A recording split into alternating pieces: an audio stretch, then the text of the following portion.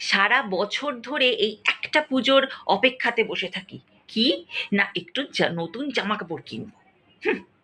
তাও সহ্য হয় না। বয়স তোর 12 কি 13? হ্যাঁ, আরে আমার ছেলের কথা বলছি। বয়স কি 12 কি 13? হ্যাঁ, সারা বছর ধরে জামা কাপড় কিনে যাচ্ছে। মা, ওই শার্টটা দারুণ।